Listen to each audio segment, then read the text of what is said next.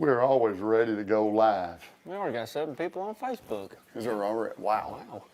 Hey, we got them sitting and waiting tonight. That's a good thing. Troy King was on here, or texting or messaging earlier today, asking if Terry was going to be on there tonight. So, Yeah. going to get all the We got us a special guest. Special guest right here, our home state. Mr. Terry Bolton will be joining us live here in just a few minutes. We're going to let some folks jump on Facebook here and wait for a few folks to jump on.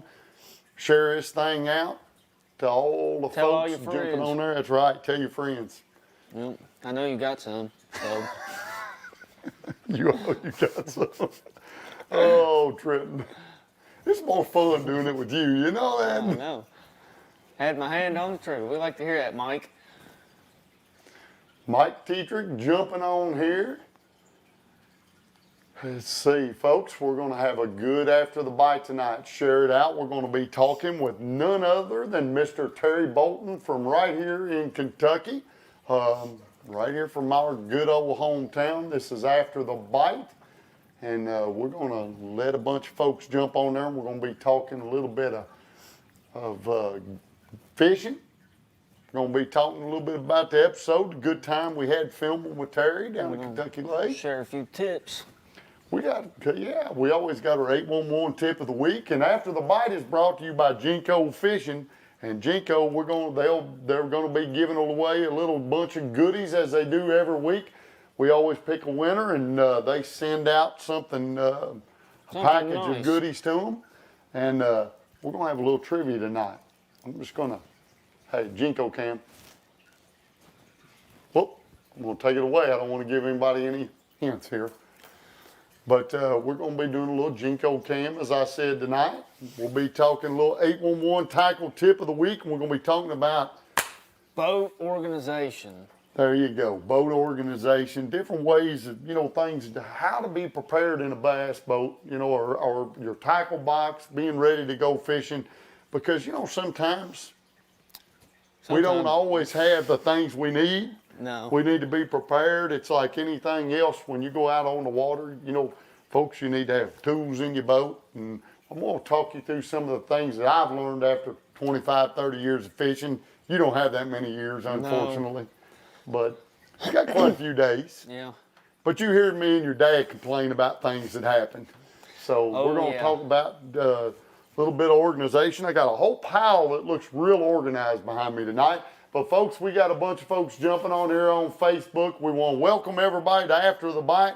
After the Bite is brought to you by Jinko Fishing. And when you see Mr. Terry Bolton on here in a little while, you're going to see Jinko Fishing all over his boat. And he is part of the Jinko Fishing family as well. And but we want to welcome everybody. Look, we even got a YouTuber. We're getting 1 or 2 on YouTube live. That's good. That's good. We're always happy to see people getting on the YouTube. We even got John Ely on here. Hey, I got a good story on him. Back when we first started filming, Trent, we went to Texas, and John filmed with us for a while. He actually worked on the landscape side just like you, and of course you've grown up around John. Yep. John went down there, and Terry can probably, he'll vouch for southern Texas because he's been to Lake Falcon, and we'll actually bring his subject up with him. But there's nothing down there that doesn't have a briar or, won't stick you. I mean, every tree down there is just notoriously rugged. John's over there in the boat and he pushes off on one of them old wood trees and he just goes flop right in the lake. I'll never forget that. And of course, you know, everything down there, it's rugged. I mean, you just can't imagine how rugged Lake Falcon is and that. And John, that was a great story. That was a fun day though, John. John and me can tell some good stories about Zapata, Texas. It was a good time. He even got to go for a boat ride with you. Oh man, we took one over the bow down there on Falcon. That. They had told me not to be over on the Mexico side if that wind started to blow, and I thought, oh, I got this. You know, I've been on Kentucky Lake when it's rough. I've been on here, or you know, St. Clair, some of them lakes. Well, let me just tell you, old Lake Falcon gets rolling like Kentucky Lake and like some of them others, and oh boy, it was rough. We have the GoPro footage of that one. Good thing you was in a Ranger. Hey, do we still have that GoPro footage of that? Yep. Is that on our YouTube?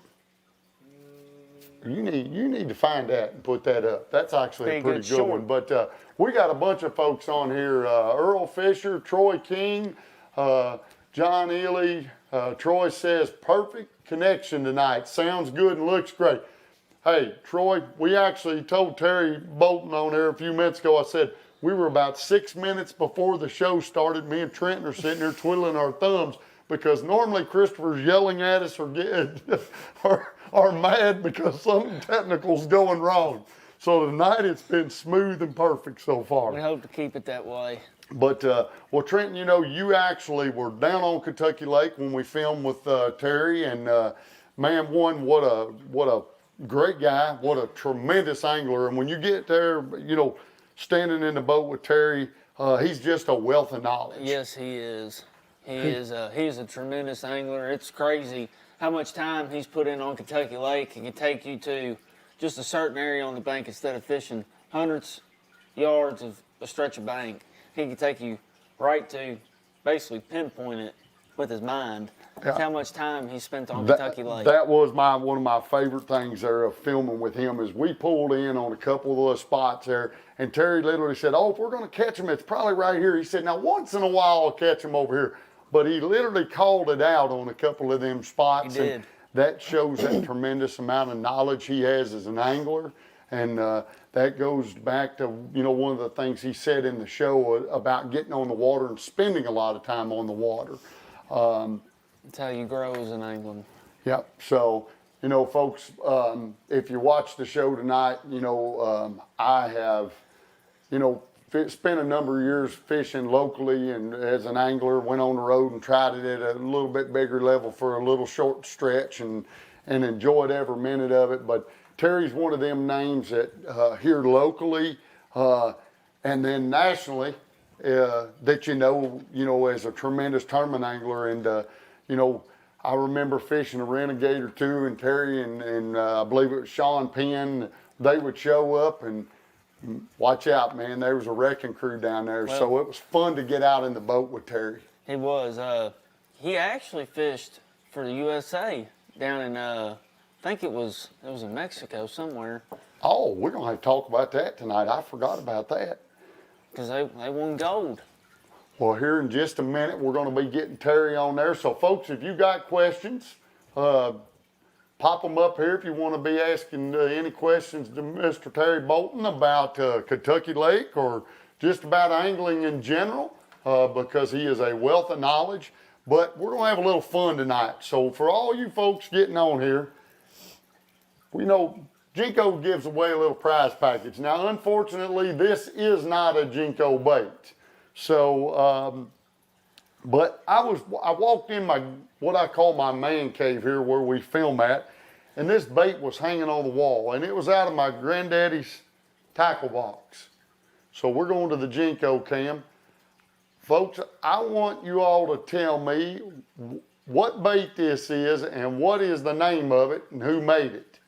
I am not going to turn it over because it will give it away, but right here, somebody tell me what this bait is and what's the name of it. It's kind of an interesting bait. That's all you get. But that's all they're going to get. But somebody do some guessing on this, because whoever guesses this name of this bait tonight is going to be winning our Jinko prize package tonight. So this will be a little fun conversation. Trenton saw his bait and started busting out laughing when he come in here. He said, "What is that?" I said, "Well, to be honest, I didn't know because it was out of my granddaddy's tackle box." But, well, anyway, folks, any of you on here, share this thing out. Tell people to like it and share this thing. And I think what we need to do is roll over here to talking to Mr. Terry. And sounds like a plan to me. We're going to talk a little bit about the show.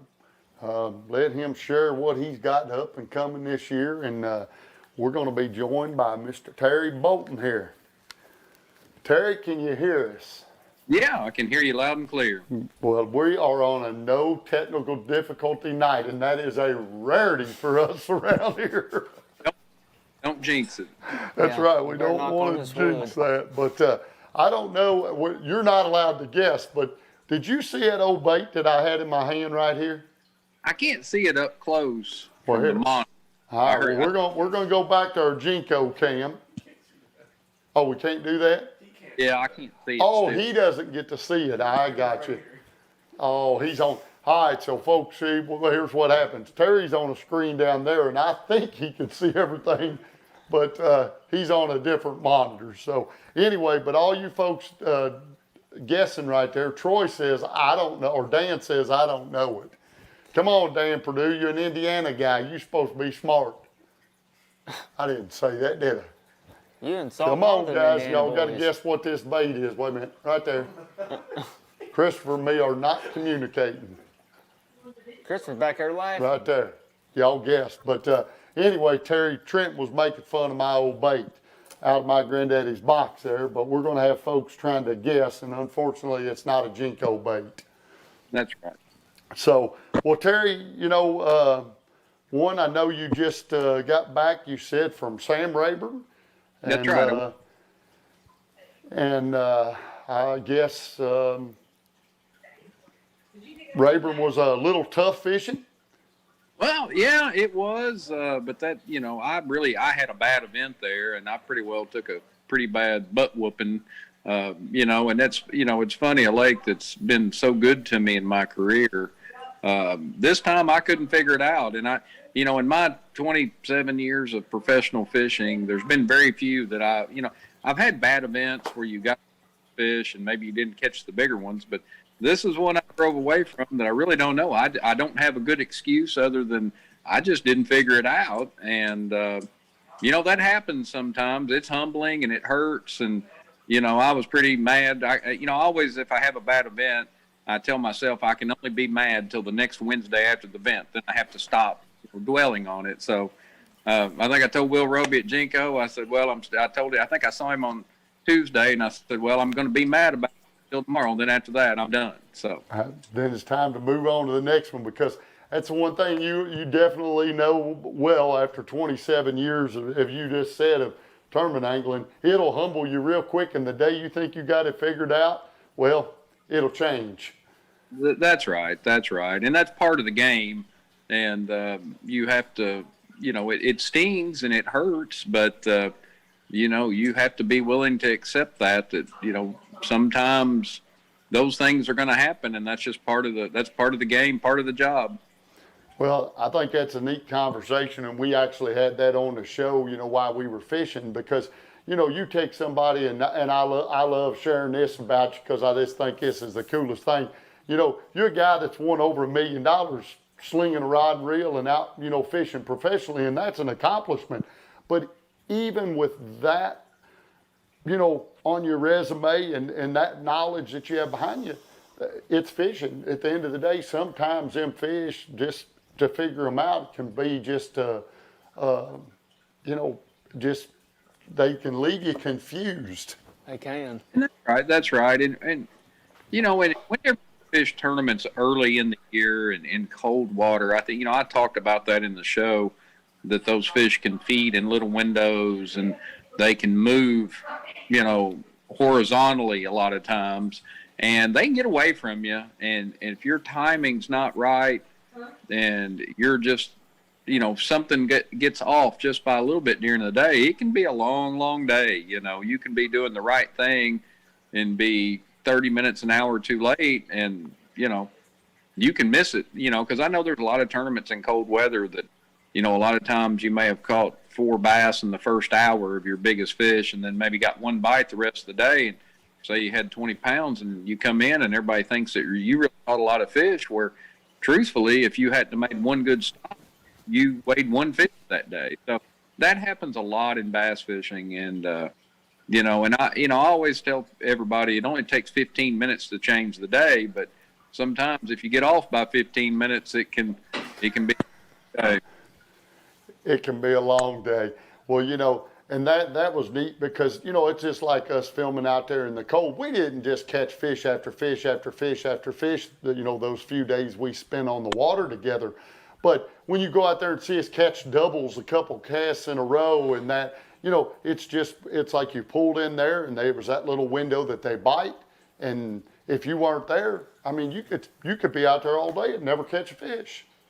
That's right. And that, if you, we did hit that one bank where we did catch several bass, and then we did catch, we had a pretty good run going there. We'd catch at least 1 per spot there for a while, but that was definitely the highlight of the day. We kind of hit that one kind of right as far as our timing.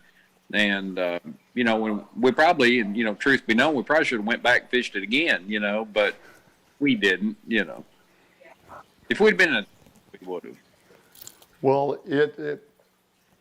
I just want to tell you that, getting out on the water with you, I get to fish with a lot of different folks and spend days out there, and some of the folks I bring on, they don't have a lot of fishing experience. Some of them have a ton, but, Terry, it was truly one of them days that I enjoyed because, just listening to you throughout the day, talking about fishing and, you're passionate about it. I mean, after 27 years and when you sit and talk about fishing with you, it's like, man, this guy's forgotten more than I'll ever figure out. And that's what I truly enjoyed about today on the water with you, was, I was enjoying watching you break it down. You were talking about, just kind of how that channel swing it was and how that flat came in, them little flat spot there, where it met the channel, and just the details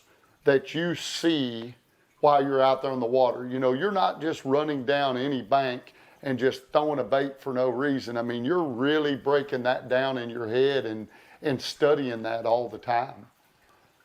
Yeah, I mean, you have to be observant, and a lot of times you can look up on the bank and especially sometimes here in Kentucky Lake, but especially once you get more up toward Lake Cumberland and places like that, you can tell a lot from looking at the terrain above the water what it does underwater. And I always tell people I'm always looking at my depth finder, and a lot of times it's not necessarily that I'm looking for fish, but I'm looking for contour changes that might give me a clue where a flat comes off the bank. So, and a lot of times that's where those irregular features, those ambush points, that's where those bass are going to set up. And especially when you get toward colder weather, those bass are going to set up in areas where they can get up shallow, get a bite to eat, but if the weather turns bad, they can get out to deep water very quickly. And, you just have to be very observant, not only above the water, but, pay attention. We all have great technology now. We have maps and we have side imaging and down imaging and forward-facing sonar, and we have all these great things, but you still have to be observant while you're out there on the water so you don't miss something. Yeah, and that's, being out there with you, that was what I took in from those, few days out there, is that detail that you see. And when I go and talk to the high school kids, I just did last week, 2 weeks ago. 2 weeks ago. That's what I tell all these youngsters all the time. You can go out there and tell them about this bait or that bait or this, but it's paying attention to the details that really make an angler better. I mean, you have to pay attention to those small details, whether it's slowing a bait down, whether it's, that little bitty area, that little stretch of bank. I think you have to always look at the details. That's right. And then once you catch a fish, somewhere, then you have to start asking a lot of questions. How deep was it? How, what type of bait was I? Was I reeling fast? Was I reeling slow? Was it cloudy? Was it sunny? And you have to take all that and in a lot of days, I've always said a lot of times the thing I'm the most proud of is if I go somewhere and have a really tough practice and just get better. And at times as an angler, we get in too big a hurry too. We have the grass is greener mentality. A lot of times you may fish through an area, there's a bunch of fish, just catch one or two of them. And, at the end of the day, you sit back and in retrospect and think about it, and you think, well, was there something to that? And, I love it when I just take a few bites and turn it into something. And that's really, I think, and I tell people all the time, you have to learn as much about when you go fishing and you don't catch any fish. Oh, yeah. To learn as much about that as you do on the you go catch. Yeah. I've had a few of those days. But, I used to have people practice with me here on Kentucky Lake for tournaments, and they'd go with me, and I'd catch 2 or 3 bass, and the tournament would come, and I'd catch 20 pounds. They go, well, how'd you do that? And I said, well, all that stuff we did, I didn't go do it. That's right. Don't go back and repeat the mistake over and over and over again. That's right. That's right. So, eliminating water is important. So, but you also have to ask yourself a lot of questions. And like I said, I just had an event at Rayburn where in practice I didn't really catch any fish. And the first day of the tournament, I caught 2 in the first hour. And I thought, well, okay, I'm on to something. And I really felt good about it. And I thought, well, surely I'll catch a limit by the end of the day. Well, I caught 2 more bass by the end of the day that were keepers. And, it didn't work out. And I sat around and I thought about all the things that I did or didn't do wrong. And, and sometimes that does happen. Yeah, I mean, even on Kentucky Lake, you're going to have bad days there, and you have great days. I mean, I guess, is Rayburn where you actually won an event at? Yeah, in 2019 I did, yes. Okay. And so like there, you're excited to go back, and you got confidence in the lake, you got confidence in Kentucky Lake, but when them fish, if you're not being aware and can't figure it out, I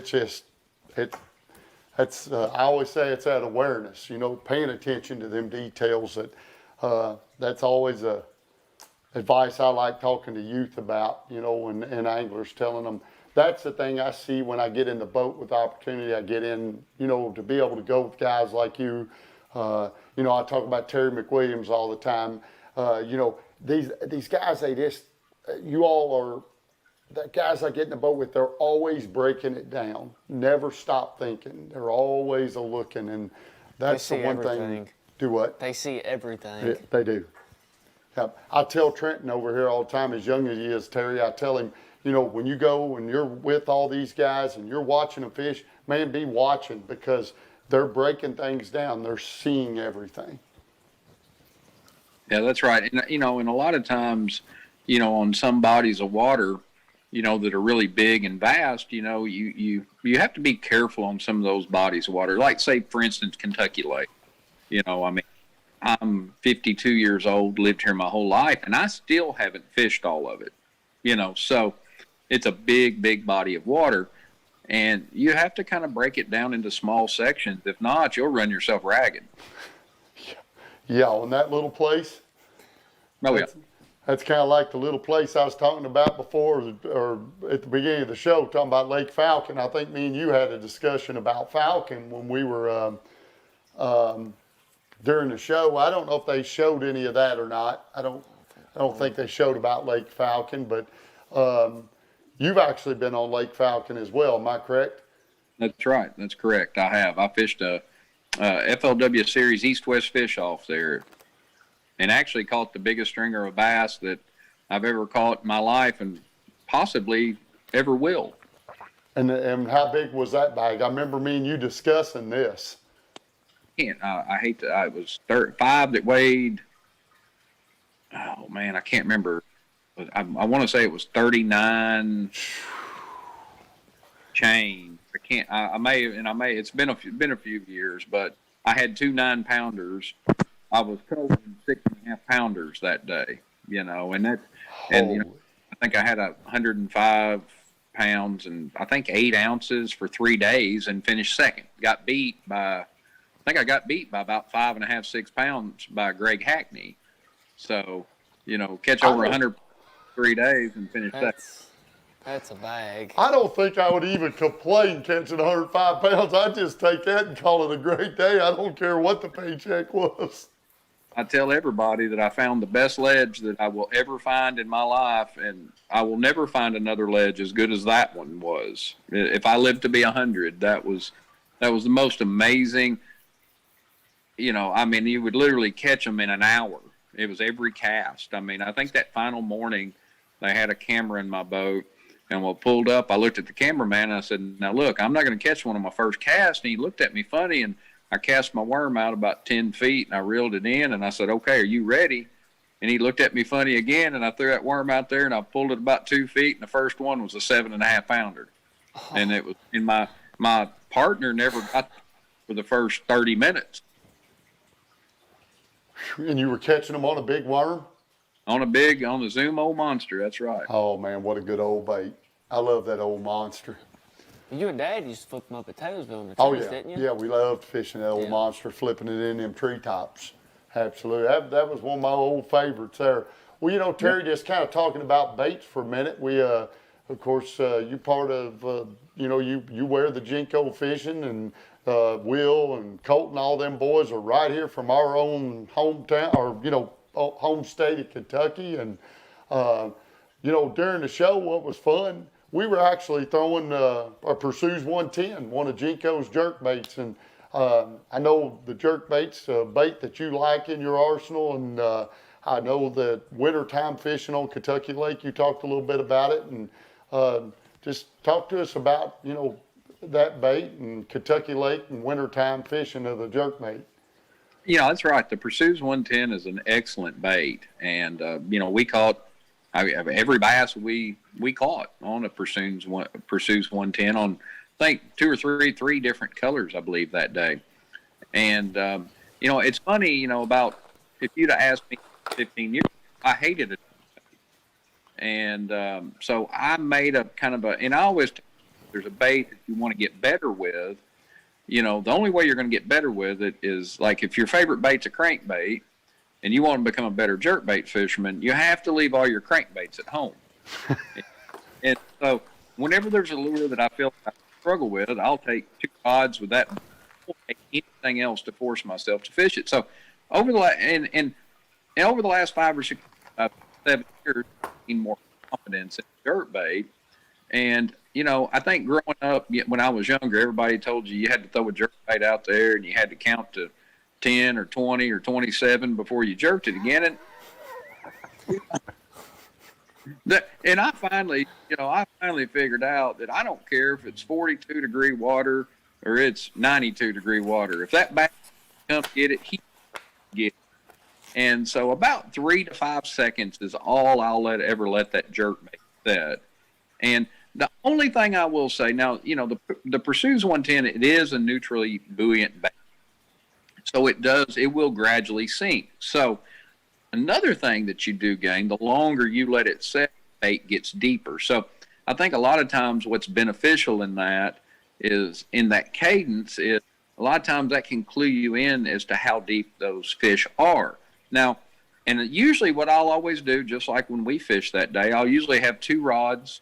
I'll have one with fluorocarbon and one with monofilament, so I can kind of, the monofilament line on the Pursues 110 will actually keep the bait more neutral to where it really won't sink. It doesn't sink very much. So if I'm fishing a shallower bank, then I want to go with that, especially if it's, say, 5-6 foot where the boat's sitting and I'm fishing in shallow water. I don't want the bait to go as deep, so I'll kind of use that to kind of help get my bait to run above those fish. And I think a lot of times the big thing that we don't realize is, those fish will come a great distance, to get that bait.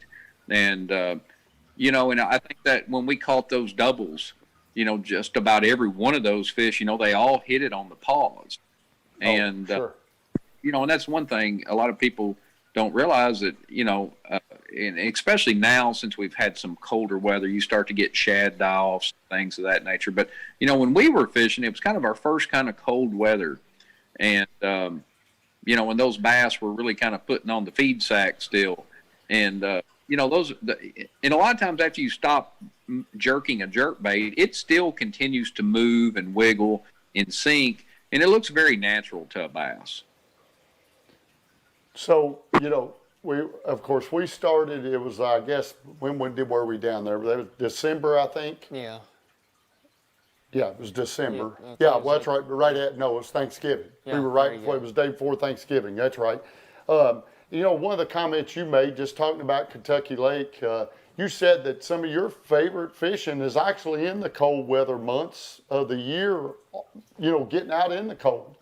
That's right. Yeah. Traditionally, my experience here on Kentucky Lake is you can just about write it down between Thanksgiving and December, about the 10th or 12th, there will be some really good bass fishing. And the fish will group up and, there'll be some really good fishing. And it's been that way for as long as I can remember it. If you're willing to go, and I don't care how cold it gets or how warm. I mean, it did get mild, around Christmas, but I actually, we did that TV show, and I don't think I got to go fishing. I got to go one more time after that, and actually some of the same places we fished, the water had gotten colder, and actually I had a really nice day right after. I think I only caught 7 or 8 bass, but I actually caught some 4 and 5 pounders on a jig. And they were on the same banks. The water had gotten colder. They had kind of got off a jerk bait. I couldn't get them to bite a jerk bait. The bait wasn't up there like that. The bait had kind of more migrated out to the middle of the creeks. But I was able to go back to some of those same places and catch them on a jig around cover on those same channel swing banks. And, didn't catch as many. We caught several bass that day. A lot of them were smaller, but we caught several. And the show didn't even show a third of what we caught.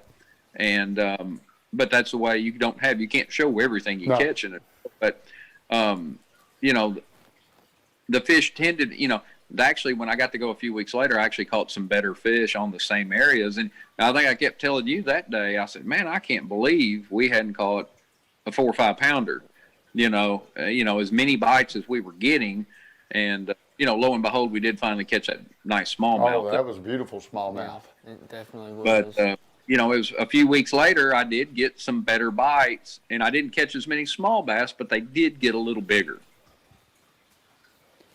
Well, that's that was, that one surprised me when you got talking about, hey, get out in the cold weather, And what's great about that time of year is there's no boats out there. You don't have a ton of boats out there. We've probably seen, I don't know, I'm probably 8, 10 boats while we were out there. We didn't see a truckload of people. I mean, you can kind of pull in where you want and pretty much fish, which is, I mean, that's really nice because you know how crowded these lakes get when you get into May and June and April. It's just, it's like, wait a minute, I can't get on that bank. I can't get on that bank. Oh, out there, you just kind of go, hey, there's a boat way over there, and that's about all you see.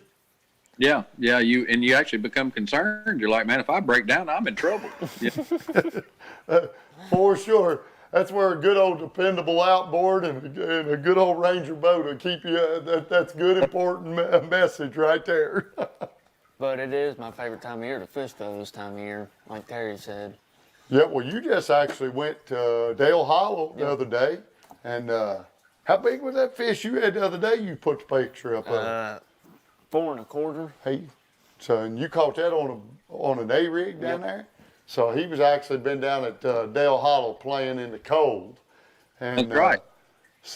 But why I'm being a wimp and staying at home like you told anglers not to do on the show, don't stay at home and be a fair weather fisherman. That's where I've been at, sitting at home where it's warm. And let me tell you, it was cold. It was cold.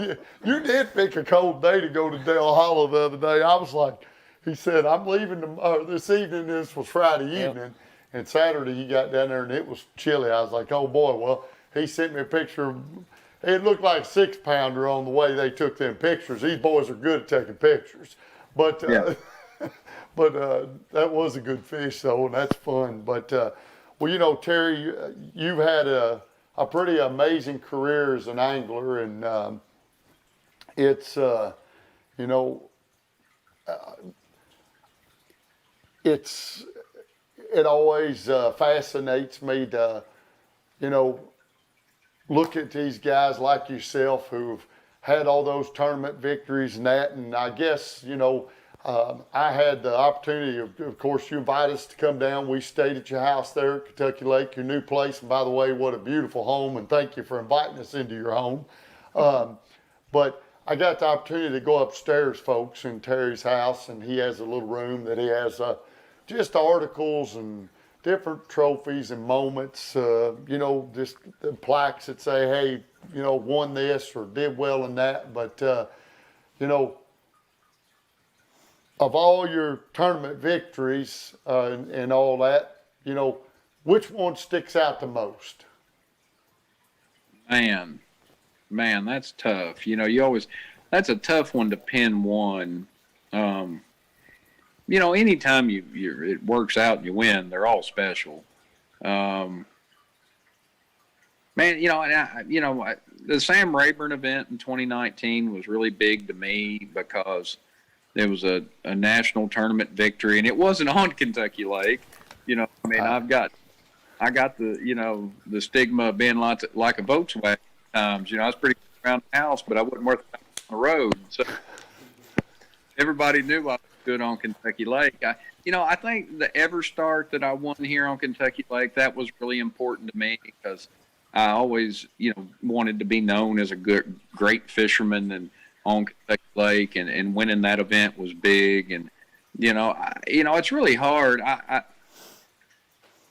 But one event that does stick out, we had a Red Man Appreciation Tournament here in October of, I believe it was 98 or 96, and I from behind to beat some of the best anglers here in Kentucky Lake, and I think I won like $5,000, which, you know, in this day doesn't sound like much, but I was, you know, getting out of college, and it gave me some cash and income to start the next year. So 4 or 5, I mean, I thought I was 20 some odd years old. I thought I was rich.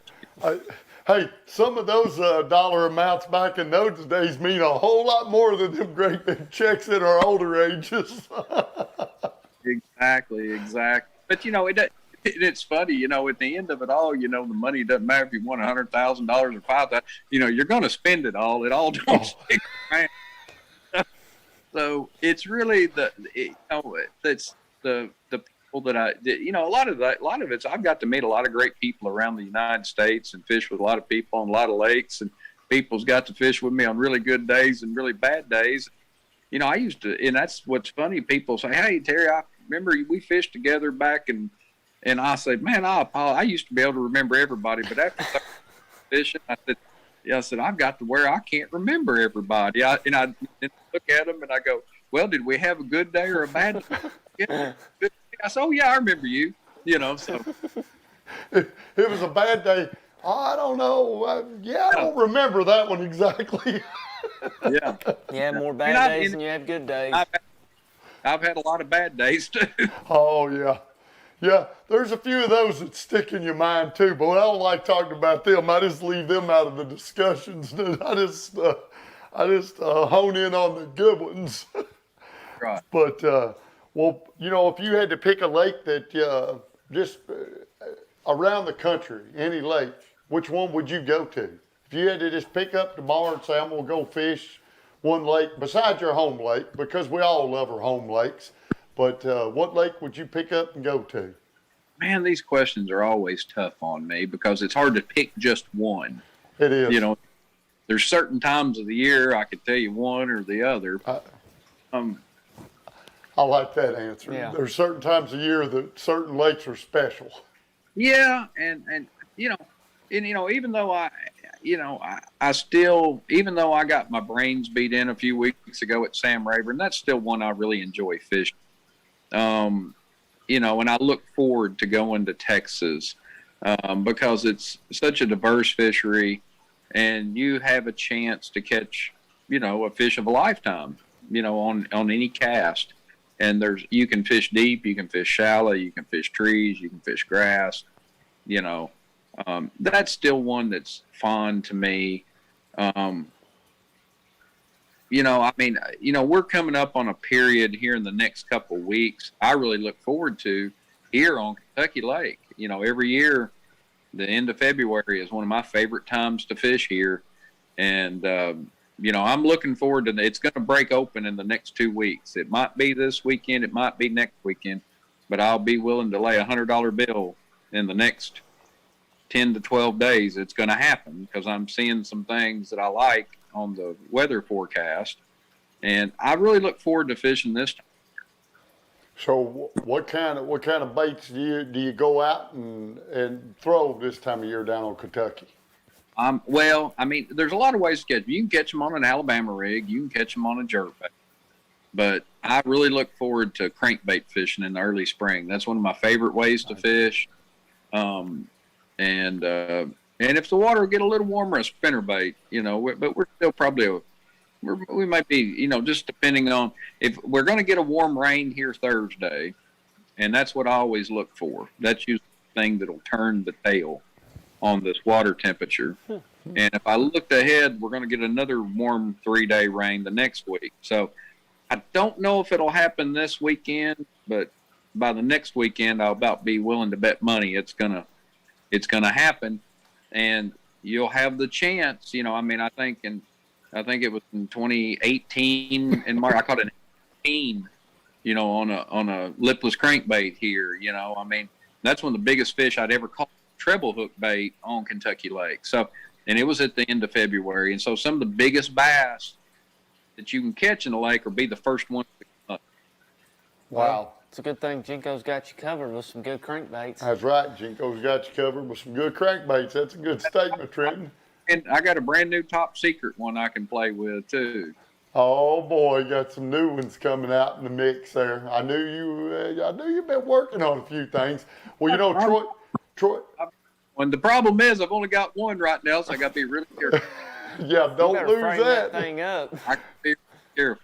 Yeah, don't lose the prototypes. Well, no. Troy King made a good statement, and I knew you said when the water warmed up. Troy put on here a little while ago. He said, "Has Terry ever left without a spinnerbait?" That's one you keep in that arsenal.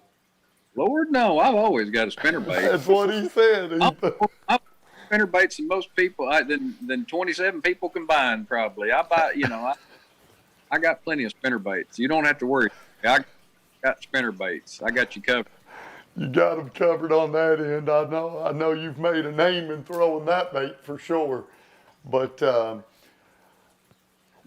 Kentucky Lake, just talking about Kentucky Lake and the fishing itself. There's been a period of time there, and you've had, you hear different guys discussing the Asian carp and Kentucky Lake kind of, declining in the fishing and this and that. Talk to me a little bit about Kentucky Lake itself and what you're seeing with the lake and so on. Well, it's no secret. Everybody knows that the population of bass declined. The Asian carp took a lot of blame for it, and it may have some to do with it, but it really a vast majority of the problem was the bass on Kentucky Lake for 3 years virtually had no spawn survive. So when you take 3 year classes out of a lake, that you take a majority, I don't know what the percentages were because I'm not a biologist, but when you take all that out and you get to that point, it's going to have a pretty devastating effect on it. And I said, when the decline hit right there around, 18, 19, and we suffered through 20 and, last year was a little better. I've said all along 22 this year would be the year that you would see the biggest turnaround.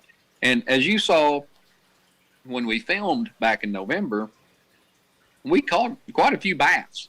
We didn't catch a lot of keepers, but there's a lot of fish in the system and that are going to be over 15 inches.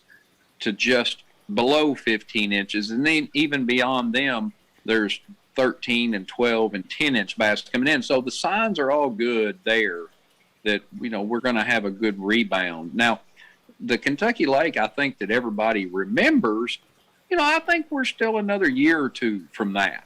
I think we're looking at, and I'm not and that's just speculating. Now, don't take it for the gospel. But, I thought this year we're going to see a much better year.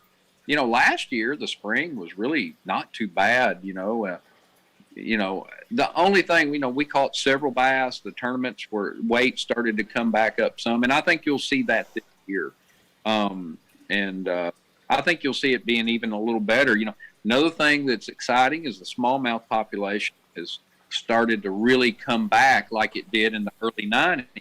So I think there's a lot of good signs. I wouldn't doubt over the next few years if you don't see the smallmouth populations come back like they did in the early and late 90s, late 90s, early 2000s.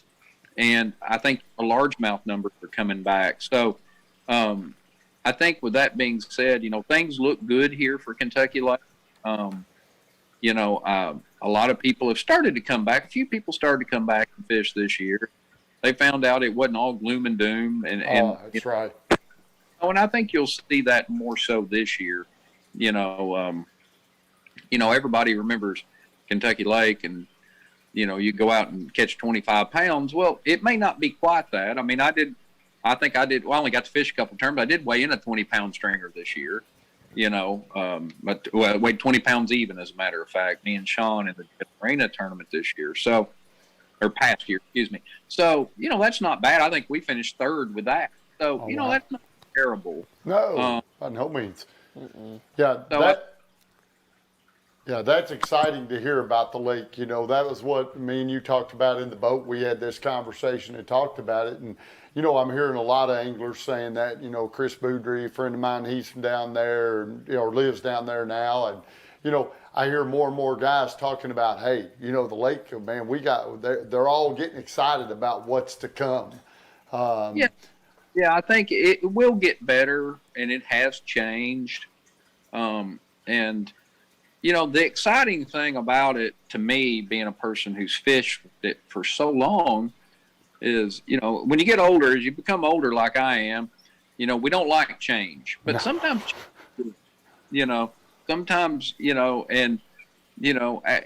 it forces you to get out of your comfort zone. And for so many years here, I had a great grand comfort zone. And, of course, when you have a reset on a population of fish, that's good. That's good to young anglers. That's good to old anglers. That's good because it forces you to think and do something different, and start to think outside the box of what you always did. Well, and I think lakes cycle. Like you said, you'll have those missing, 2 or 3 years of good spawns, or they flood, or different things happen. Take Cumberland. Think about all the years that they kept Cumberland down to do the dam repair. And now look at the fishing there. I mean, it changes. The lakes, they change with time, and they cycle. And, I'm like you, from coming down and fishing, crappie fishing with Tony Shepard, getting out there with you, getting out there with Chris. I think Kentucky's just got a bright and exciting cycle coming on its way. That's right. I mean, I remember growing up fishing Kentucky Lake in the 70s and the 80s with my dad when it wasn't a very good place to fish. And, so I've seen it go from not real good to amazing to, not so good. So, I think that's just part of it. Cumberland, I can remember going and fishing Lake Cumberland when I was in college when it wasn't a very good place to fish.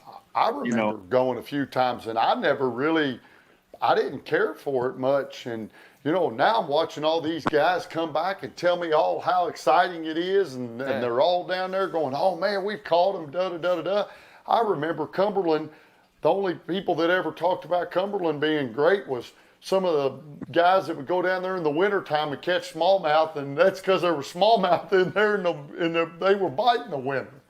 That's right. The only time I ever heard anything good out of Cumberland for many years was from about Thanksgiving till, February. That was about the only time. Then, but now look at what happened to Cumberland with the vegetation and the population of bass, and and we fished 2 FLW events there, and one of them I did real well in and finished third throwing a spinnerbait, and I couldn't get over how many 3.5 pound bass that were in that lake. So all do cycle, and it will, and this one is, and it will get better. It is getting better. And like I said, that's kind of the exciting thing to me is, for a couple of years, I got to admit, it was, I lived right here on the lake, and it got to where it's pretty tough to go put a boat in and go fishing, like here, you'd come in and say, well, I got one, that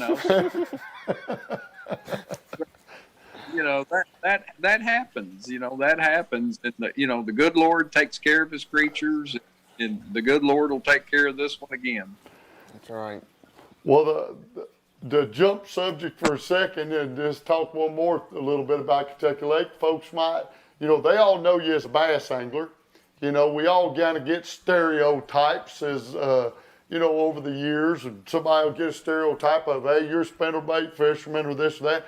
But, I knew that you liked to crappie fish a little bit, and but I've kind of found that you kind of really like to crappie fish, and me and you went out and actually did some dock shooting, and before this live came on, me and you were kind of laughing, talking about you could make a comedy show of trying to learn to dock shoot, because it's like you're dinging baits, and you can't, that's pretty interesting, but I didn't realize you had a love for crappie fishing like that. Oh yeah, of course, growing up on Kentucky Lake in the 70s, when Kentucky Lake was such a powerhouse here, my dad took me crappie fishing, and, it just, I can just remember, as a young kid, the love for it. And then when I graduated college, I guided for 8 years, and a lot of my business was crappie fishing, and so I did a lot of crappie fishing. About 8 years, I did a lot of crappie fishing, but what was funny was I kind of got burnt out on it after 8 years of guiding, and for a few years I didn't go at all. And then, I kind of got back into going in the fall, and of course a lot of times I'm busy bass fishing, bass tournaments and that thing in the spring, so I didn't really get to go in the spring like I used to.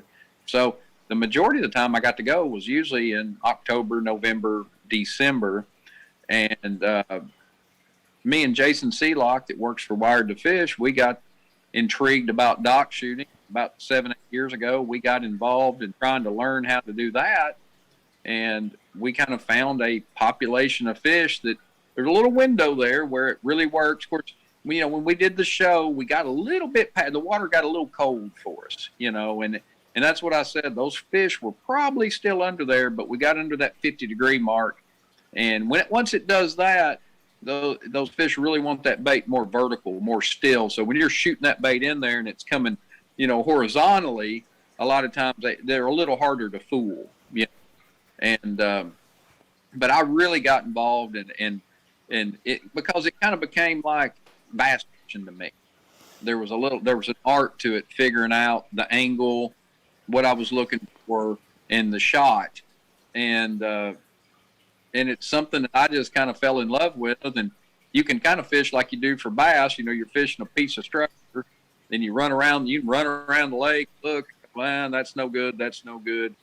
If there's one, it's going to be right there, And so that was kind of the fun of it. It kind of opened up something new to me, and it's crappie fishing, but it's kind of like bass fishing to me. So, I think that's why I enjoyed it so much.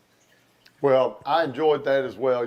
That's one. It was just a great trip. It was, I totally enjoyed getting out on the water with you, and just spending a few days. Like I said, I'd always seen you as a tournament angler and on the stage and all of that. But to get out on the boat with you and hang out at the house there, and once again, thank you for having us in your home and just. Making us feel so welcome. Back again. Well, we're gonna have to do that for sure, because I had a good time. We had a lot of good laughs. Yeah. It was just a a great time in general, and just want to thank you for, spending a few days with us and on the water. And I'm sure I'll be talking to you soon, figuring out something else we can go film. And where you headed next? I guess we'll kind of let you sum up being on here tonight, telling us, what do you got coming and where you headed tournament-wise? Well, I think here in about 3 weeks, within maybe a little less, I'm going to head to the Harris Chain for the next event on the Tackle Warehouse Pro Circuit. And since I got such a lovely start at Sam Rayburn, I've got my work cut out for me to make the championship this year. But that's okay. I like a challenge. And, I said if you're going to be a professional bass fisherman, you better be. It's not how many times you get knocked down; it's how many times you get back up. Get back up. Heard that a lot. Or you're not going to make it very long.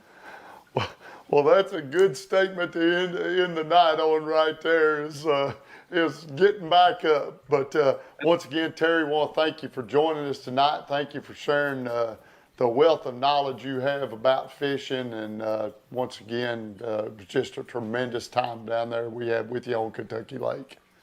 Well, thank you, and I think the show turned out wonderful. And like I said, we talked about you coming down here and doing a crankbait show, so we might have to look into that. Or my wife's a pretty, I've really gotten into bluegill fishing too. That's the other thing, this red ear thing. So we might. That I've really gotten and if we do that, then we got to take my wife because she's way better at it than I am. I was gonna say I heard that you're not really the person to go with. Yeah. I believe it's her. No, I'm just a chauffeur when it comes to that. Oh, well, that sounds like a fun time as well. We might have to do a little Kentucky Lake bass fishing and then show off that, hey, wait a minute, there's Terry Bolton, or excuse me, Miss Bolton, taking us out, doing a little red ear fishing. That's right. That's something else that, thanks to COVID, I really got involved in hunt those red ear. I learned a lot about them. They're a neat fish, and they relate to structure, and it's a lot. And that's something. Like I said, as you get older, you find things as an angler to keep you motivated, and I've learned even as I got older that I love to fish for anything. And there's some species, like I said, red ear, shell crackers, those things that really intrigues me. So once I get intrigued about something, then I'm all about it. Well, we'll have to have you back on here one night, and we'll get talking red ear fishing. We'll have to get Will Roby on here with us from Jinko, because he gets tore up about them things. Oh, yeah. Will tell you that I can't even hold his minnow bucket or his worm bucket. Oh, so. He gets plumb tore up. But, well, Terry, we're going to do a little 811 tackle tip and start talking a little bit about that for a minute or two. And we got to get these people guessing what this bait is right here that I got in my hand on the Jinko cam. And once again, we appreciate you doing the show with us and having us in your home. And I'll be hollering at you soon. All right, sounds good. Thank you. Thank you, Terry. Well, Trenton, just, having Terry on there and Gavin, what a great guy. I mean, we had a ball at his house. Tremendous. And what a beautiful place they got. He does. Oh, folks, Terry built a new home there on Kentucky Lake, him and his wife. And that's where he was talking about in the show that he hadn't been fishing for a little bit because he'd been working on the house plus trying to get to his tournaments, and he hadn't had much time to be on Kentucky Lake. He couldn't enjoy himself. Yeah, and he said I was his excuse to get out on the water because he hadn't been going. But, well, anyway, folks, y'all guess on this bait right here. And our 811 tackle tip of the week, folks, we're going to talk a little bit about, I always say being organized. The one thing that you see in a boat, you get in a boat, and we're going to talk about it as a tournament angler a little bit, because my years of tournament angling, I learned one thing is being efficient. Yep. Because you have 8 hours in that day. But even as a novice fisherman, if you're going out there and you're going to fish and you're really wanting to say, hey, I'm going to catch more fish, or how do I get better? One thing you got to be is you got to have a plan. You can't get out on the water and your spinning reel blow up and you don't have any line to put on it. Am I right? You don't have a backup. Yep. So when I look at my boat, you know, there's things that I want to have in there, spare tackle. You know, and when I'm talking about being organized, it's simple. I mean, I'm not going to tell you what brand a box to buy or that, but like this, I have a box right here, you can hit it, that says parts and odds in it. If you look in here, I have everything from super glue to, you know, some real lube there, I think whatever, let's say real oil, it's Lucas oil there, old Bill McDonald. But I've got a little lighter, I've got, you know, glue right here and extra tips for my rods, because if something breaks, I carry Sharpies. If I need to write on a bait or black something out, you know, a file for your hooks. Sharpen your hooks, yeah. But if all this is just thrown everywhere in your boat, you have a mess. So like me, I like to go through, well, there went the latch. Don't buy that brand, but no, that's a Cabela's one, and it's actually a good one. We'll grab this and fix it. But, you know, I like to talk about being organized and having a plan. It's simple things. You know, I talked about line, having a bag full of line. You know, love these little Bass Mafia bags right here. I can see what I have in them. I've got Ginkgo cam, boom, there it is.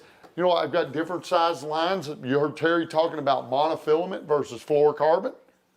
He, you know, I got them both in that bag. He gave us some wise tips and tricks on jerkbait with that. Yeah, we can have a whole conversation We one could. night about that. I didn't even think about that mono versus that. Fluoro. Yep.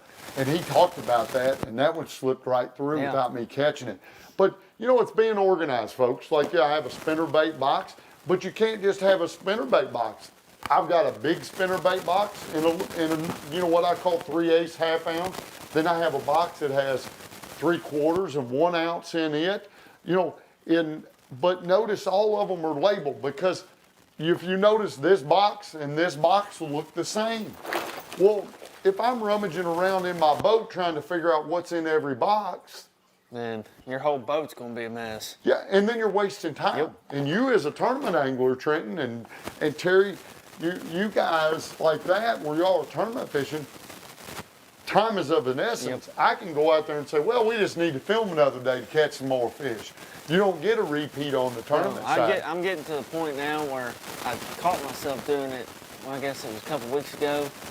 If something ain't in the right place where I put it, I get mad. Are you starting to sound grumpy like me? Yeah, I thought about you and I done that actually.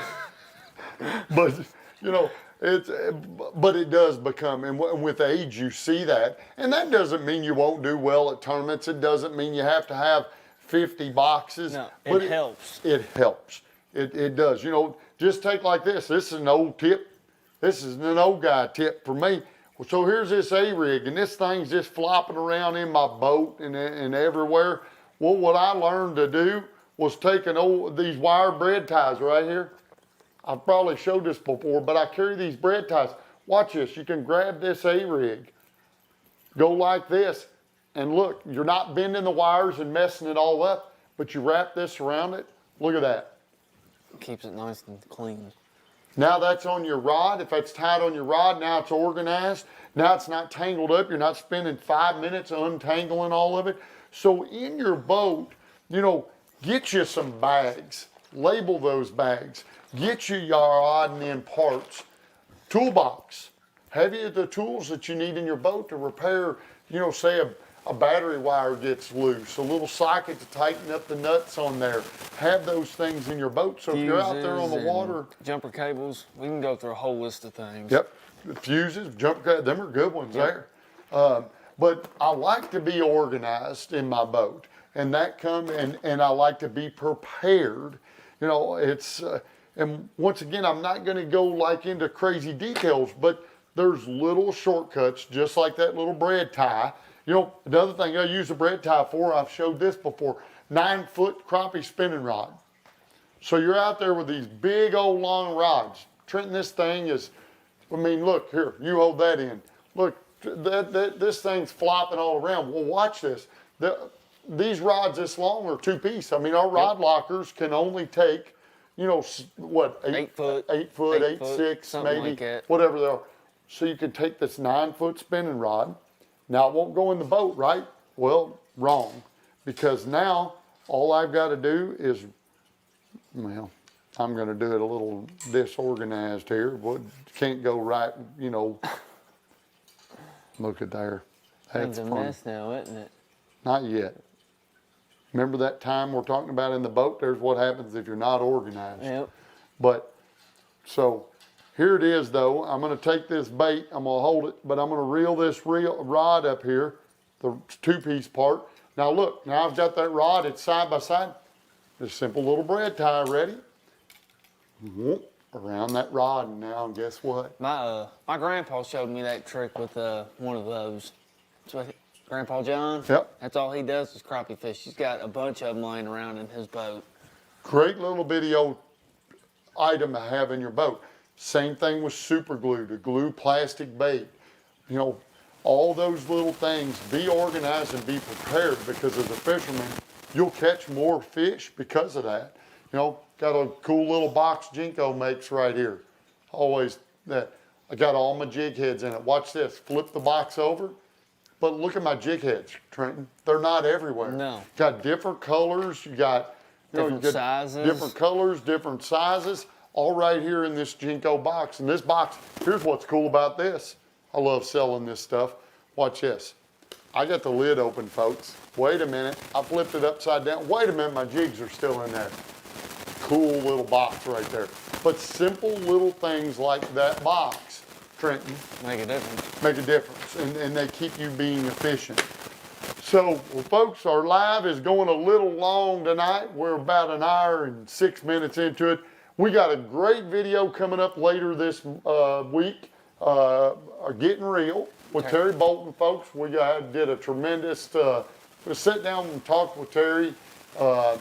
You think he's a joy to see on TV, and you know him as an angler. He's a joy to be around and spend time with, and be able to sit there and just talk. And he does that on the Getting Real. Yep. I love the advice, folks, in a Getting Real video that he gives to young anglers coming up and coming. We shared a little bit of it on the show, but if you want to see that whole thing in full, watch on Thursday. Am I right, Christopher? What day does the video come out? Yep, Thursday. Thursday, you can see Getting Real with Terry Bolton. So that is exciting. Go check out that video. That's on our YouTube channel at The Direction TV. Make sure you subscribe while you're over there too. I like this youth over here. See, subscribe. Exciting. Yep. We're headed the Indianapolis Boat Show coming up. We're leaving tomorrow to go set up. That's it. We'll be set up. Folks, come down to the Indy Boat Show. Come by the 811 booth. See Trenton, me, Christopher. We'll all be hanging out there. Stop by the booth and visit with us up in Indianapolis. We'll have the boat up there. We'll be there in person, visiting with folks. I won't be there during the week myself. I'm going to be there, I think, Friday, Saturday, and Sunday, and then Friday, Saturday, and Sunday. And then you guys will be up there on Wednesday and Thursday.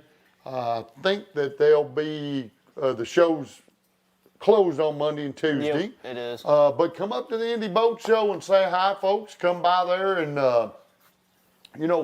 just gab with us. We love talking to folks. And folks, somebody guessed this bait right here earlier.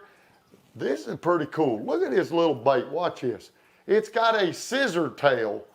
And this is called it was made by Hedden, and it is called the scissor tail. So somebody guessed that, so somebody's gonna be getting a little Jinko prize package. And once again, my favorite little camera, the Jinko camera. Y'all can see it up there in the corner. I'm not even gonna try to point at it. There it is, Jinko cam. Right there, it says Jinko tackle cam. Hey, you might be able to see the dirt under my fingernails with this Jinko cam. But cool little old bait. This was out of my granddaddy's tackle box. But come see us at the Indy Boat Show next week. Let's see, what do we got next week as a show? Nothing. Rerun. What show airs next week? What's the first show of the season was? First one. Yep. So if you haven't, Oh, hey, good one, Chris Boudry. St. Clair. Yeah. So if you missed it, well, you can watch it on, anyway, next Tuesday night. Go check out the Chris Boudry episode on St. Clair. It was a great one. Fun guy to fish with. We had a lot of fun, a lot of laughs. Mark, do you think you can find the Vienna? Oh boy, somebody had to bring up the Viennas.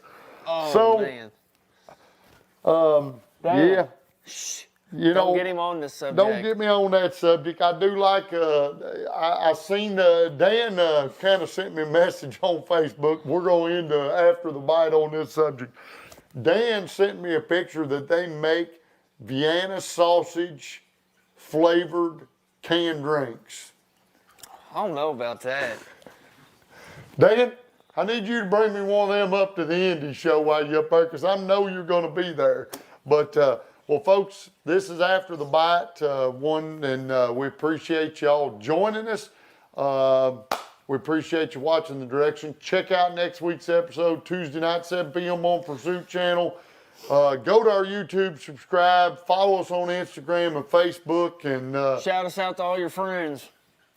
and on that note, Trenton, I think we end this thing. yeah, I It's think bedtime. way past bedtime. Yeah. We got to go to the boat show tomorrow and get set up. So, folks, thanks for joining us on After the Bite. I'm Mark Stowe, I'm Trenton Estridge. and we're going home. Yep. Well, We're you're wrapping home. up.